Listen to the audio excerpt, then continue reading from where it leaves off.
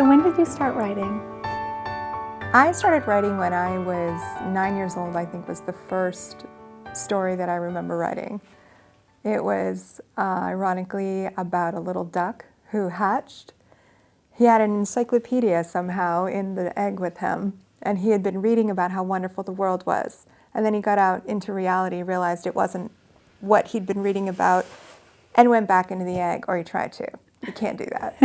It's pretty impossible, no matter what species you are.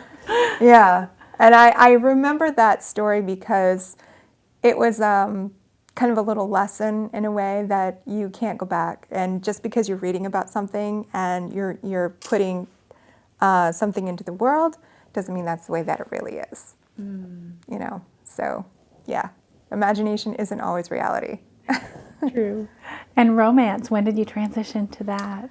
Oh God, when I first started reading romance, I fell in love right away with the whole idea that there could be that one partner, that one person who is just going to love you. And, you know, sometimes you instantly connect and you instantly get that connection. And so I started writing, I think I was in 8th grade, with my friends and our crushes, you know, because you do.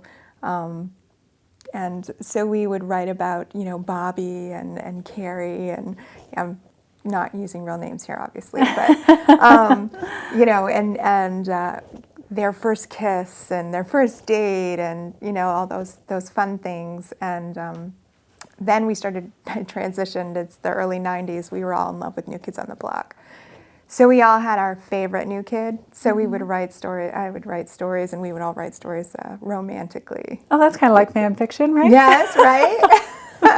So yeah, so we've been with all of you, Donnie, Jenny, Jordan, Joe, you know, and John, and yeah. So we were all.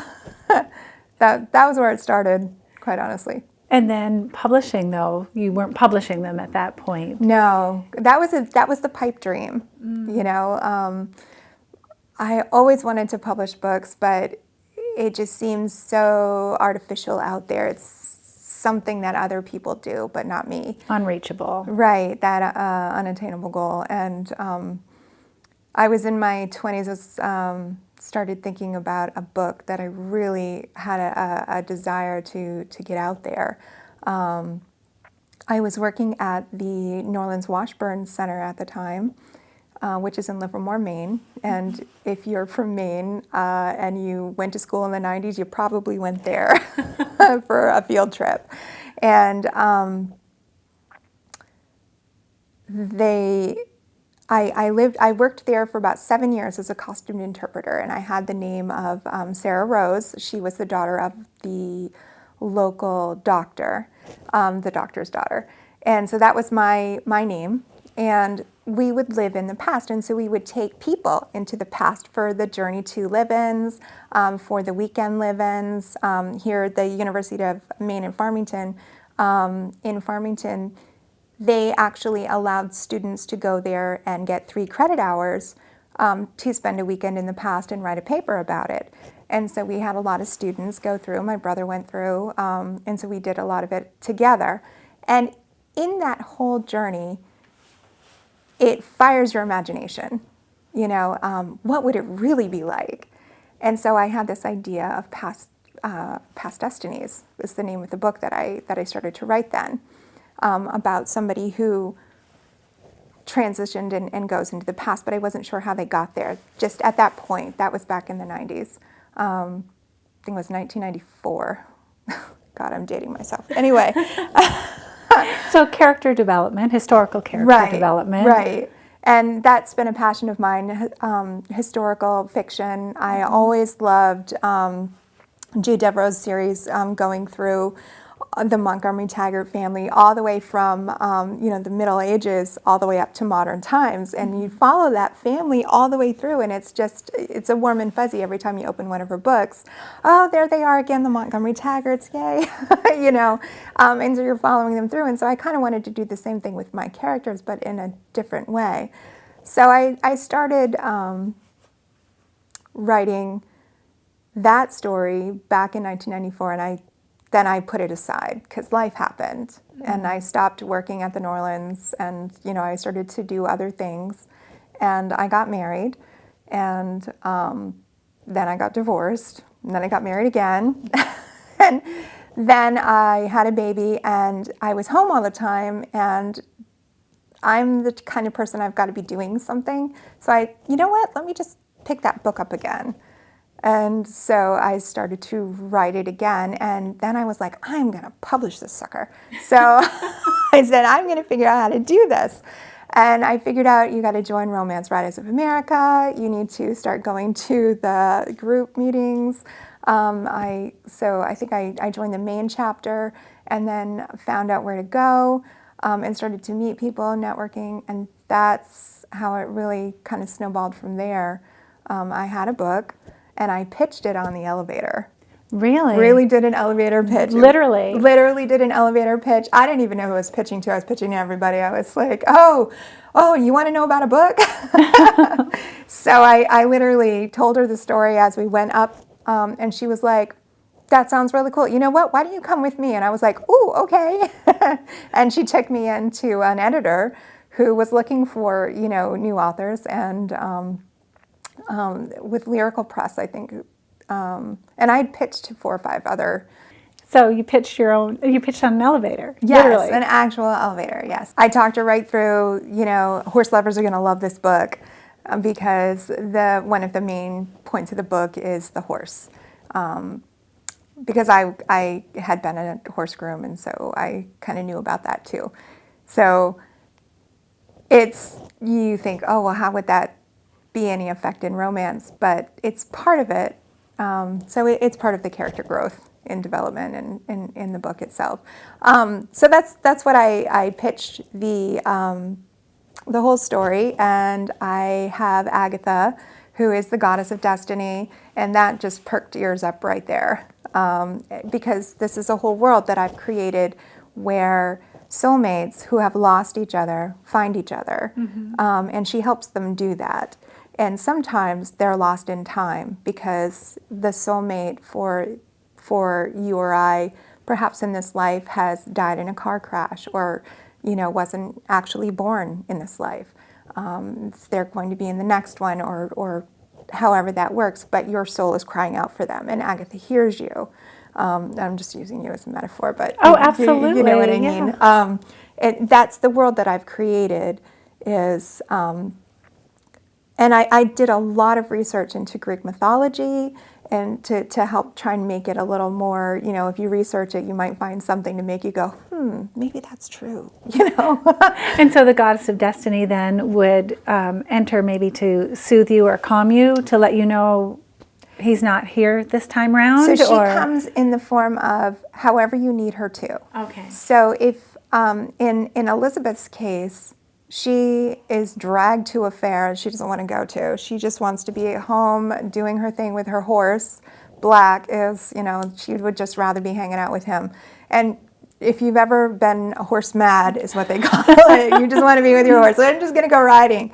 But her friends were like, no, you need to socialize. Her aunt and uncle are, no, you need to socialize. So she goes to the fair socializing. And her friends go into this fortune teller's booth and to get their fortunes and find out who they're going to marry, And so she's like, oh my God, this is so stupid. Okay, fine. And so she goes in, and when she sits down in front of this really old gypsy woman who grabs her hand, doesn't even look at her money, because she's like, oh, I know how this works. Yeah, here's the money, and you're going to tell me. You're going to tell me who I'm going to marry. Okay, yeah, is it Carter? Because I don't like him. And she was like, nope, Carter is nothing to you. And she's like, what? So already her attention is like, oh, that she's not saying what I thought she would say. She's an old gypsy woman. Really, she's a goddess of destiny. She grabs her hand and she pulls her to find out who her soulmate is. And they see him, and he is in a Confederate battle. And we all know how those didn't end well for a lot of people, and didn't end well for him. And so that's when she realizes, oh my goodness, that's why I've been feeling so empty.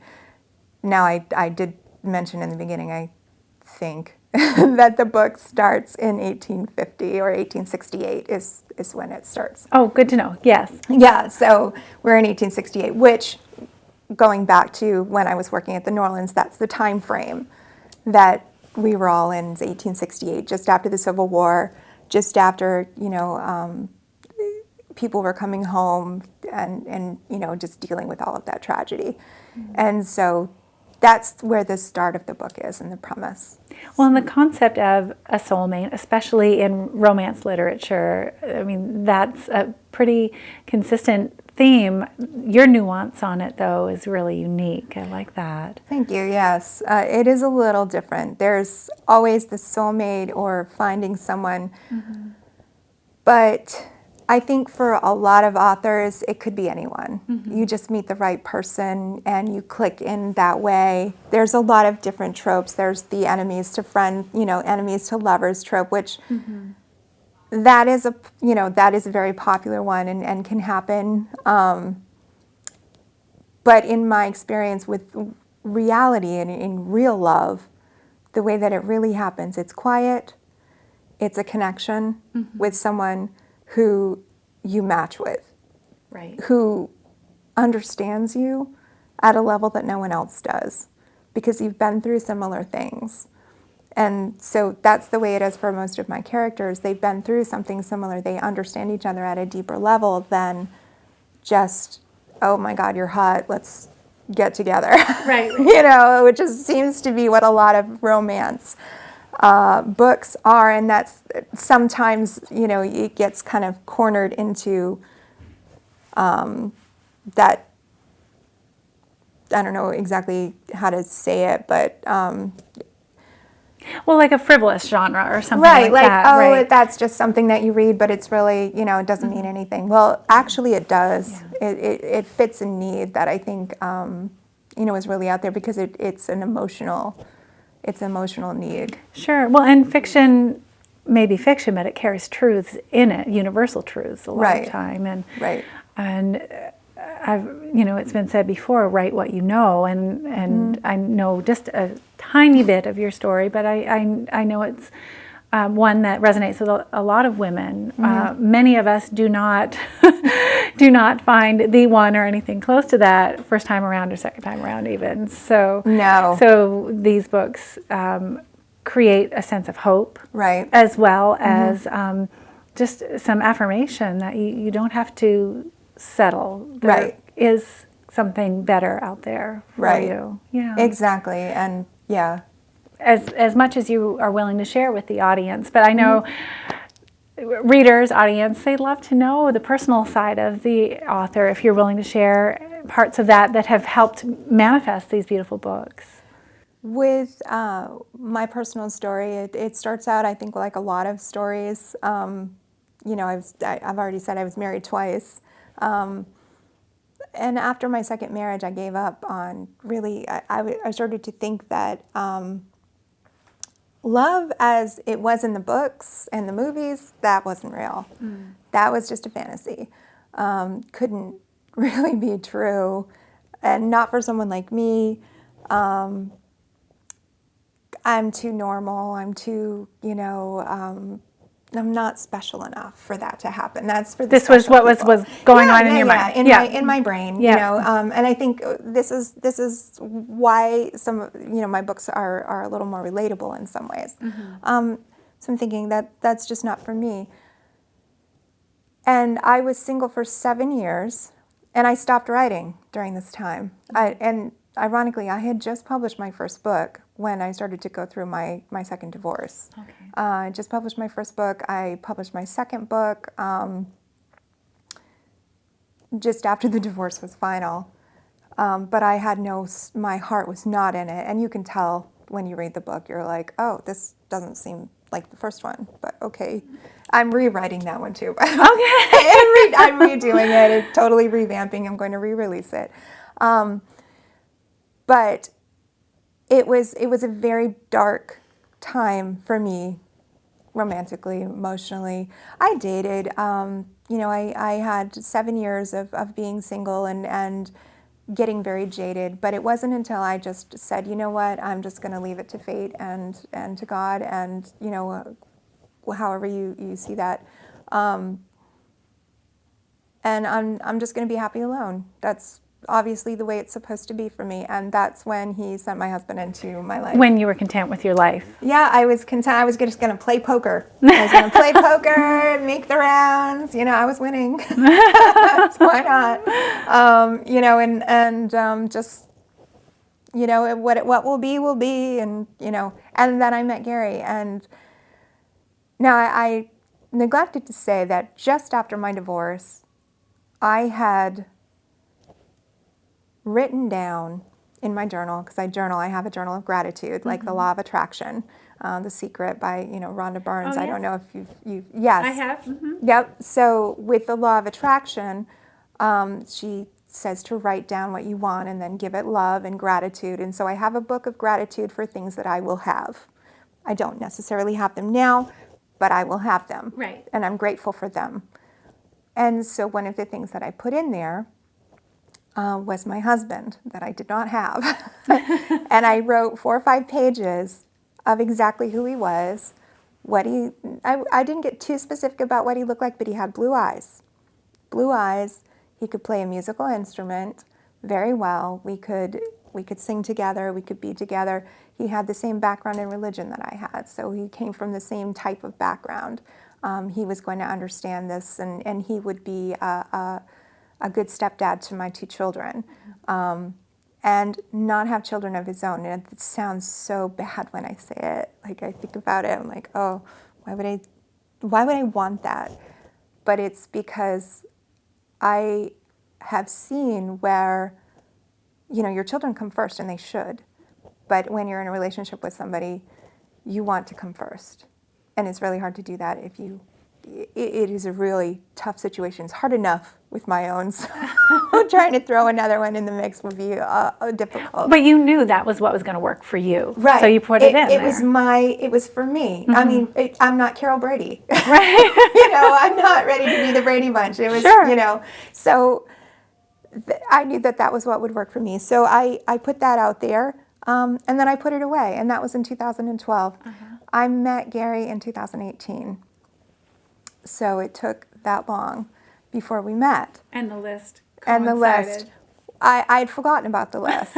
I remembered it about 2 months into, after we started dating, about 2 months later, and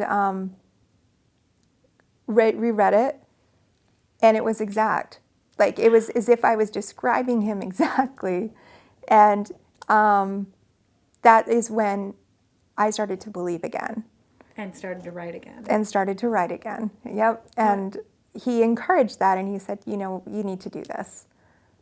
So it's who you are, it's what you should do. So I said, okay. So I picked Agatha back up again, brushed her off, and I said, because I'd had the book out there, it'd been out there for 10 years, hadn't done anything, hadn't done a thing. So you had gone through traditional publishing. Yes. And so then you took it back and you started Yes, doing your own publishing, Yes. your way. Yes. It's to me, thank you so much for sharing your personal story, because I think it's so important, especially for female authors out there. I mean, that's what this show is about, for them to know that wherever you are in your life, that you can start doing what you want to do most. Yes.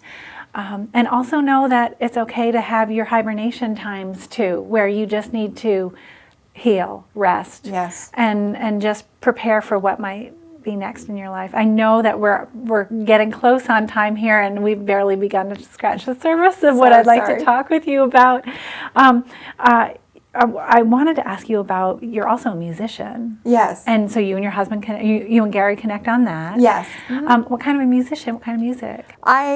He likes rock, I like country, so we kind of put it together. It's like, the country rock kind of thing. And yes. but you're not just you like music. You were involved as a musician with Yes. networks and Yes, in the country, in the Central Maine Country Music Association, we are members of the So we, of course, lately we haven't had too many associates, but okay.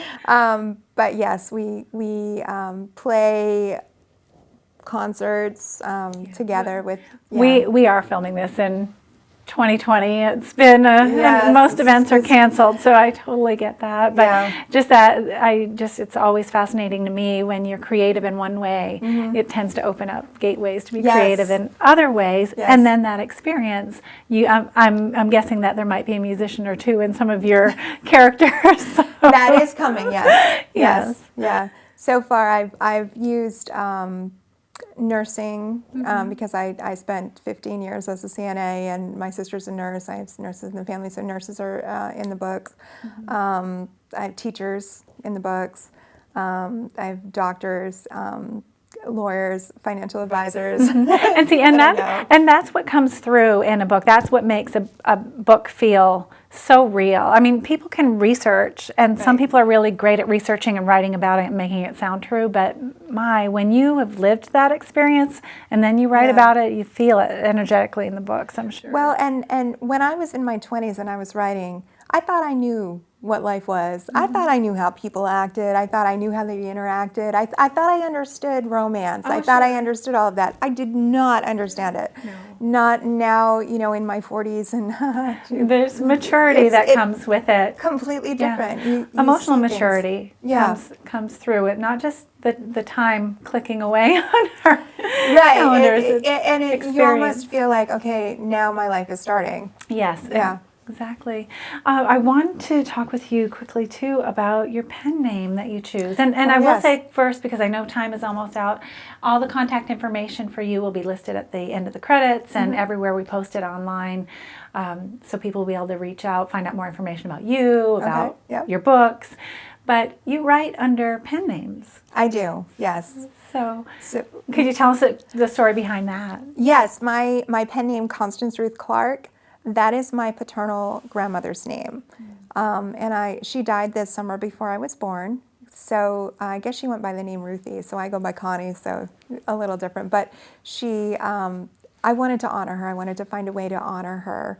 And that was one way to do that. And I didn't want to use my own name because my name seems to change. I hear that. So I thought if I used her name, it would be a way to honor her, bring her back. And, my dad was right on board with it. So that's wonderful. It's also a way to brand your work under a certain personality or persona as that particular author. Yeah. So for Constance Ruth Clark is my romance persona. And then I have a Penny Stokes is the erotica, which we do some of, and I've just kind of branched out into that field recently, working with another author. But that one's named after my dog. We're going to have to save that one for another interview, but I can't wait to find out more about that. Thank you so much for joining us. Thank you very much for having me. Appreciate it.